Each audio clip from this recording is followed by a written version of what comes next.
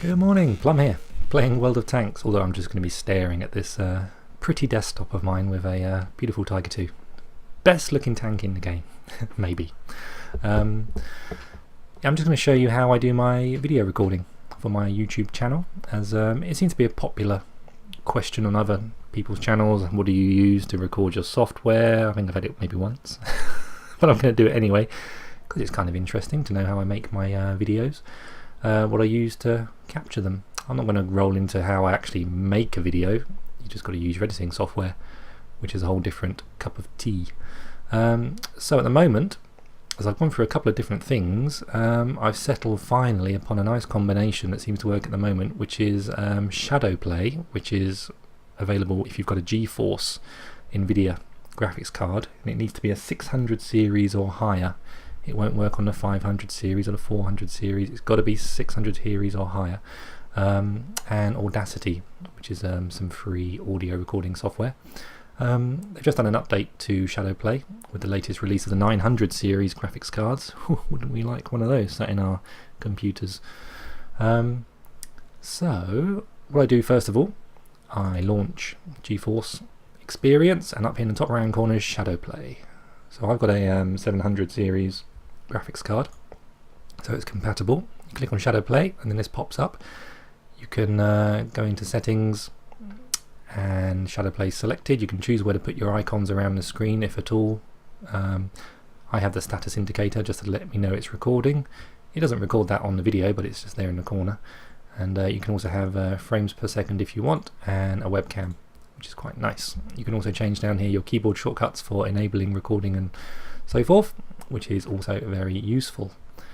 And we come back to the main interface. We can close that, minimize it, and I've got mine set to manual. You can also have different, it's called Shadow Play because it can run in the background and you can choose to save the video later if you want to. I prefer to do it as if it's a normal piece of video capture software. I start it, I stop it when I want. So I have it set to manual mode. So I just bash F9 to start, bash F9 to stop. So you can also set a shadow time. So when it is on shadow mode and it's just shadowing your gameplay and recording it, but if you don't choose to save it, it won't save it either. You need to choose to save it after you've played, which is useful, but I prefer the other way. You can tell it how long to do shadowing for, so 20 minutes. That'll take you 7.5 gig, which isn't a lot, trust me, compared to other bits of video software. In quality, you can either have predefined quality settings, or I choose custom. You can choose different custom settings, either record what's on the screen, so that can be very high resolution. I believe it supports up to 4K now, and 1440 or 1080, which is what I choose to output at the moment. You can also choose up to 60 frames per second if you wish, which is very nice, and your bitrate, which will help with the file size and so forth, but I max that out for better quality. And then the audio, this is the Achilles heel of this bit of software. You can either have in-game, which I do, in-game and microphone, or off. So if you switch it to in-game and microphone, you're going to record your mic and the in-game footage onto a single track, which means you can't edit your audio commentary over the top, which is really frustrating if you want to do any editing or raise the volume of your mic afterwards in post. So I have it set to in-game. It would be okay probably if the microphone came out a bit clearer, although I haven't tried it with this mic I've got. I improved my audio quality on my commentary by purchasing a standalone mic rather than using my headset mic.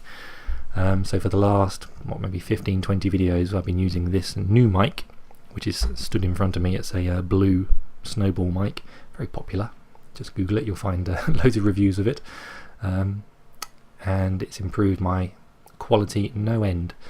And so I have it set to in-game only, because when I last tried it, it was too quiet and I'd have to be shouting to get myself heard above the game footage.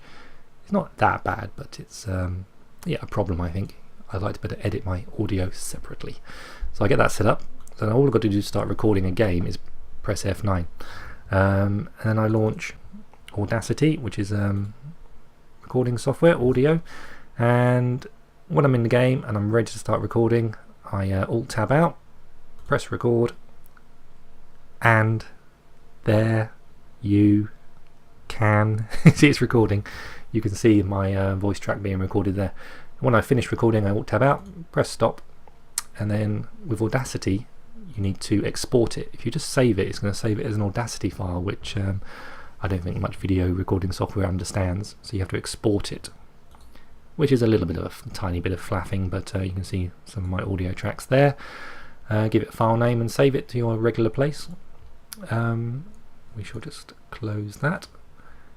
So there isn't a shortcut key for that, which would be rather handy in game to be able to start and stop it, but at the moment there isn't really a workaround. You've got to Alt tab out and start it, but it's the best solution I've found. And in combination, Shadowplay and Audacity, I think I've got total control. The file size isn't too large with Shadowplay, and the frames per second is excellent using Shadowplay. If you look at older videos of mine, when I was using this piece of software, which I'm recording this with, which is Action Marillis, it's pretty cheap. I think it cost me about £20. The frame rate would be about sort of 45, if I'm lucky, frames per second. Switch over to Shadowplay and have that switched off completely, and it's about 75, 80 frames per second using Shadowplay instead, so it's a huge increase. It really is very good.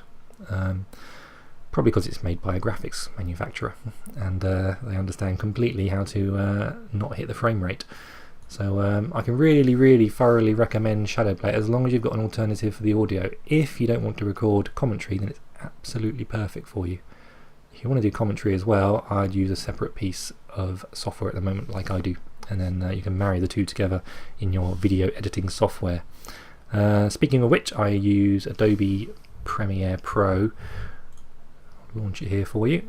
This is professional editing software, but it is well worth the investment because it does absolutely everything. It may be a little too deep and heavy for everybody, but I like having the flexibility of it and knowing it's there. I'm getting better at it the more and more I do.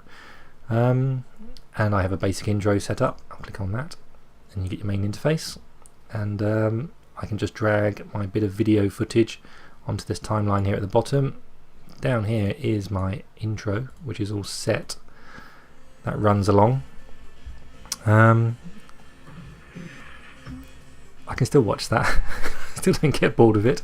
I will soon, and I'll do a new one, since I learned quite a lot doing that one. And then what I do is I just drag in the video either side, because you've got these bars. You can put in more video above it, more audio beneath it, and have them all overlaying each other. And that's how I edit my video using that software. It may be a bit of overkill for YouTube videos, but it's nice to have it there all the same. So that's how I do it.